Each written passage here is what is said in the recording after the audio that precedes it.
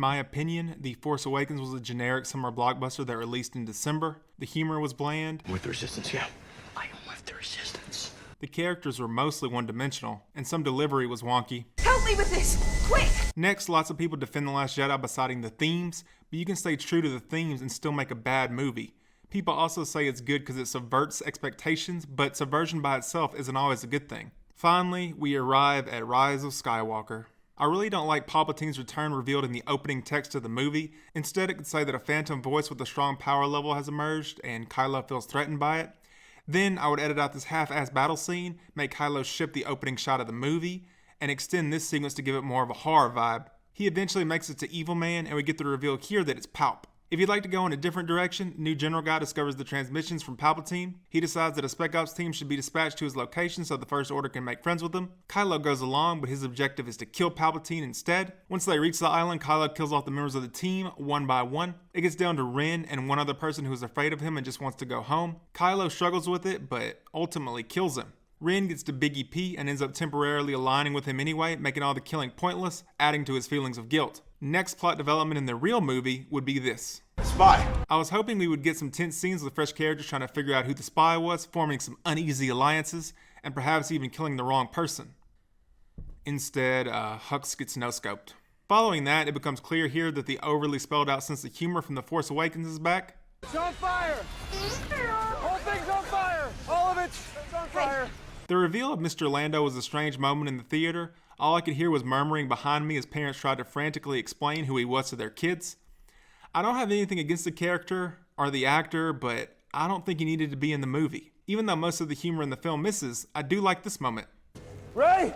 Finn! You didn't say my name, sir, but I'm all right. But that goodwill is immediately canceled out with the stupidity of this scene. Rey accidentally murdering Chewie was great, and I was excited that after 2.25 movies of being treated like Force Jesus, she finally made a tragic mistake. Then it's all undone 3 minutes later because we can't have the audience thinking Rey did something wrong. The pacing is horrible too, so the whole thing is a waste. On the Steve Jobs movie commentary, Aaron Sorkin and the editor talked about how they had to cut really good dialogue because the movie was dragging. They also talked about doing the reveal of Steve's father several different ways until they found one that worked. It makes me sad that that movie failed and this one made $1 bajillion when it seems like a lot less effort went into the script. There are several quote-unquote humorous lines you could cut and have scenes remain exactly the same, and the Chewie reveal feels like a first draft. And the happy music in the background makes the whole thing even more stupid. It also rubs me the wrong way that they are joking around right after Chewie's death. Oh, damn right. Spice runner. Runner of spice. We know that he's alive, but they don't, so it feels like they got over the idea of Rey killing Chewie super quickly. It'd be more realistic and more entertaining if they were extremely suspicious of her, or maybe even outright hostile towards her. Just like the Chewie thing, C-3PO's memory wipe is set up as a sad but necessary moment to accomplish their mission, then it's reduced to jokes as well. The scene also contains a moment where I think a lot of people in my theater turned on the movie. You still don't trust me, huh? Did you ever trust me? Nope. The atmosphere went from excited to dead quiet, and no one laughed when this thing did. Next, once again, the pacing is fucked, and this girl who wanted to kill Poe a few minutes earlier is now saying, LOL, run away with me, handsome. The only thing that makes the scene worthwhile would be if Poe actually considered it or was torn, but he turns her down immediately. To add insult to injury, she gives him the medallion she was going to escape with because he said some things about war. A while later, there's a clumsy attempt to retcon The Last Jedi, which sucks because Rey's parents being nobodies was like the one good idea from that movie. Now apparently they were dutiful parents who wanted to protect Rey, and it's abundantly clear certain somebodies didn't think this out beforehand. We need to stop looking for people or corporations to blame for why something isn't the same way that it was for us when we were younger. There's no one to blame but Disney. This isn't like Josh Trank having his project tampered with by the Wigglewogs at Fox. Disney are the Wigglewogs. They are going out of their way to fuck me. When you have the influence to bully Quentin Tarantino, you have the time and money to write a good story. Disney chose not to, and they're not the victims of anything. It's also extremely convenient that after Kylo destroyed one super important thingy, there just happens to be another super important thingy. Kylo fighting the Knights of Ren was a cool idea that was completely wasted. It should have been this very emotional thing that Kylo would initially try to avoid, but end up getting sucked into. It bums me out that they had 3 movies to build up Kylo's Knights, but they didn't even attempt it. Instead, we got premium retard milk, bland characters, and tonal problems. Later, Lando and a bunch of other people show up to help Poe, and is anyone surprised by this? We're not alone. Also, the character dying that makes Poe have his lowest moment is a dude that has, I want to say 3 lines throughout the trilogy. We could have had Finn die instead, but then he couldn't say iconic lines like, Lando, you did it. Or, Rey, no. It hurts my soul that Kylo played little to no part in the final battle versus Big P, and I hate the way he died. Something about the way he flopped over was hilarious to me. I smiled in the theater and a dude behind me was laughing as well. I get that saying this took place in my theater is extremely anecdotal and unprovable, but I still think it's a problem if people chuckle at your movie when characters die. Kylo wasn't a perfect character, but in my opinion, he was the best character of the new trilogy, which isn't saying that much now that I say it out loud. And with him dead, I would say my interest in new Star Wars is pretty deceased as well. Later, we get a lesbian kiss for like half a second, and it's a very strange move on Disney's part. The quote-unquote gay community on Twitter will never be satisfied with such half-assed token representation, and the people that hate that sort of shit will just hate the movie even more. If Disney wants to prove that they are actually progressive to alpha male feminists such as myself and my wife's boyfriend, I'm going to need a 35-minute gay sex scene between Poe and this handsome man, culminating with Finn saying, I am Finn-ished, smiling at the camera, then pulling out a lightsaber and killing every character in the Star Wars universe. Now that's progressive. And if Disney doesn't do exactly that, they're sexist. I also find it funny that the Palpatine we deal with here is just a clone of the original, making all this even more pointless somehow. It's somewhat disrespectful to Vader to bring him back at all, but at least bring back the real one. Apparently, this movie received some criticism for sidelining Rose, but that was probably the best thing about it. She was never a good character, and people who defend her tend to talk about the actress's treatment on the internet rather than the character itself, which says a lot. As far as how to keep rich actors from getting bullied on social media, I think they should pull a Mr. Robot and have an official Twitter account for the character, then the actor can have a separate one. But regardless, now let's get into what I would have done with the trilogy. My main issue with The Force Awakens is the humor, so we're going to switch to some Spike Jonze style stuff. I don't think Rey was actually having that tough of a time on Jakku. She wasn't living in luxury, but she had enough food and there was no impending doom. I'd change it to where they were rapidly running out of food, she finally gets some food, then she's immediately robbed. This would help the audience have more sympathy for her, I think, and make it a harder choice when she is offered rations in exchange for BB-8. Right after being robbed, she would start hearing a mysterious voice that would function as her only friend and tell her that things would get better soon. Around this time, we would also start hearing about how terrible Kylo Ren is, and you can see where this is going. Finn and Rey would meet up. Solo would meet the two and tell them the Kylo Ren origin story in this movie instead, which puts Ren purely in the wrong.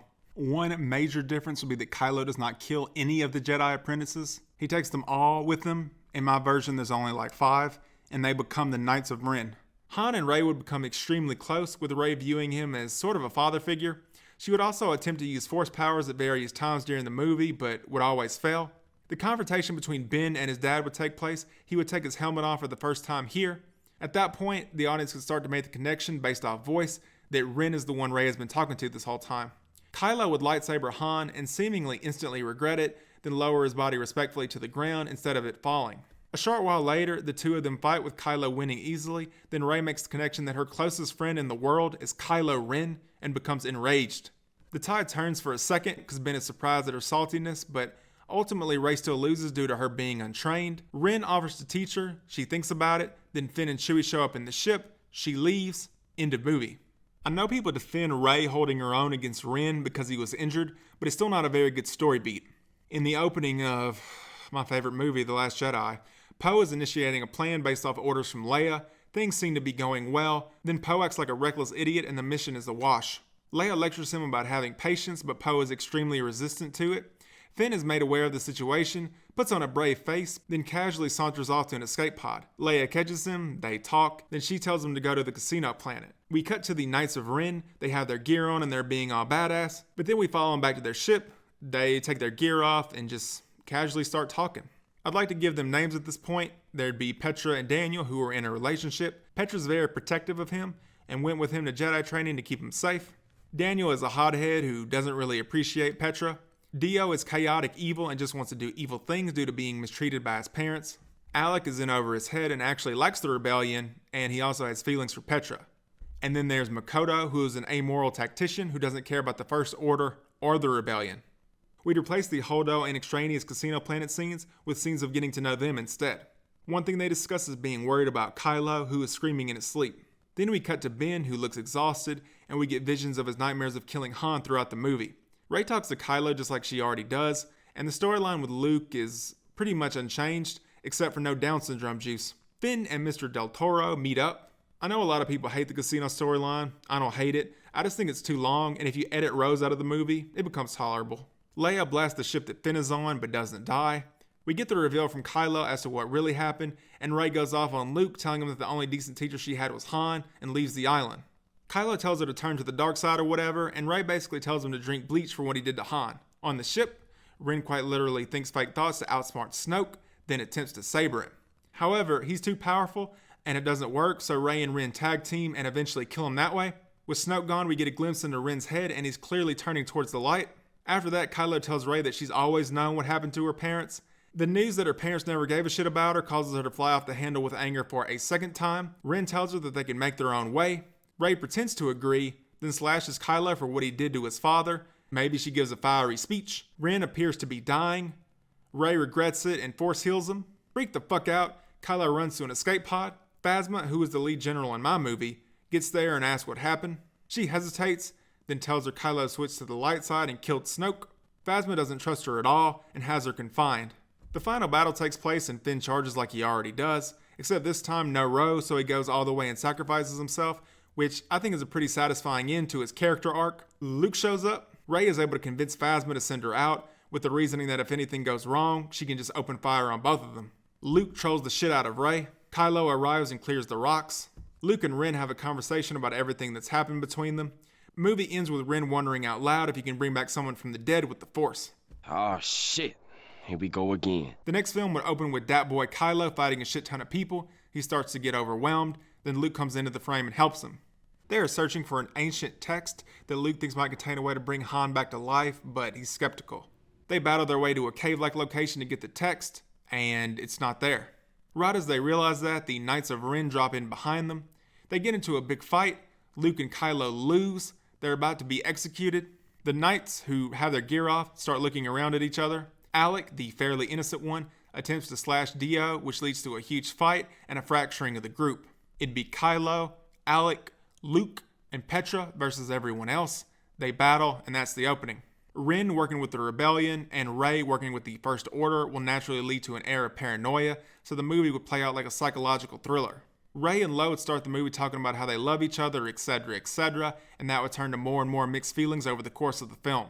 Rey would be conflicted because she's gone over to the dark side, but cares about Han and Ben. Ren would be conflicted because he cares about Rey, but wants to serve the light. Ben and company could visit a series of planets, having skirmishes with the opposing Knights of Ren and Rey. Ren and Petra could talk about the difficulties of having to fight someone you love, and I think Kylo and Poe could have some quality banter. At some point during the movie, Alec would get killed in an attempt to save Petra. Luke would try to reason with Ben that it might not be possible to bring back someone from the dead, but Kylo would continue to hope. At about the halfway point, Kylo would find the text. Luke would look over it and confirm that there is no way to bring back Han Solo from the dead, and he has to make peace with what he did. The evil Knights of Ren and Rey could arrive right after that. Fight takes place. Petra has Daniel in a position to kill him, but can't do it because she loves him. Daniel ends up turning the tables and kills Petra, and Kylo sees what could happen if he can't let go of the past.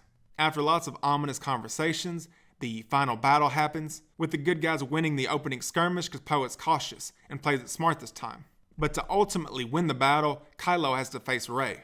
They have one last conversation about letting go and starting over. For a second it seems like Rey is down with that, but in the end she decides not to do so. Kylo fights her and begrudgingly kills her. They win the battle, but it's super depressing. The remaining Knights of Ren died during the fight.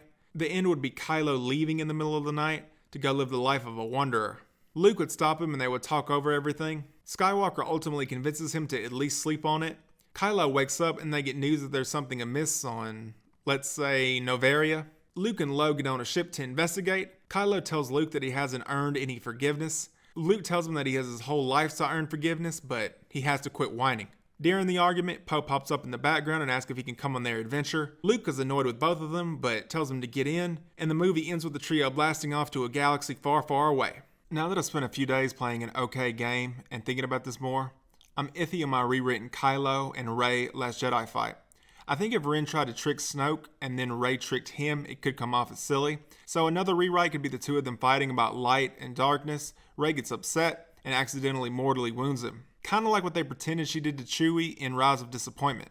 Another revision could be Kylo seemingly convincing Rey to help him double-cross Snoke, even though she's angry about Han. Then they get to Snoke, and he shows Rey the full power of darkness. She turns on Kylo. Snoke also turns on Ben, because he perceives Rey to be more powerful and less conflicted. Ren runs away.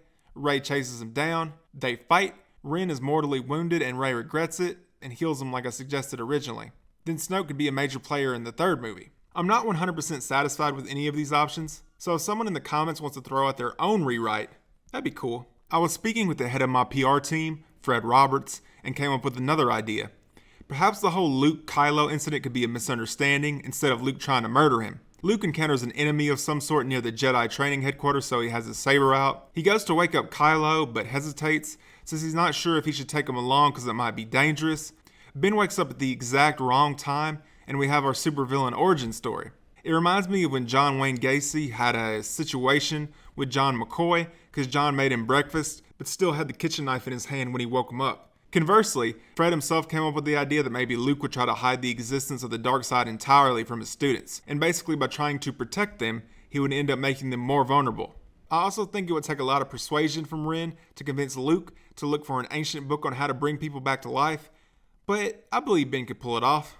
In closing, I have not read the Duel of Fate script, so I have no opinion on it. I'm going to go mail in my vote for Joe Biden a few months early, and I'll see you on the next one. We choose truth over facts. I was ready to prostitute myself in the manner in which I talked about it. Will you ever run for political office again? No. I don't like anything about you, and even if you cured cancer, I still don't even think I would like you, because something about you I just don't like, so fuck you. No funny, no joking, I honestly wish the worst for you.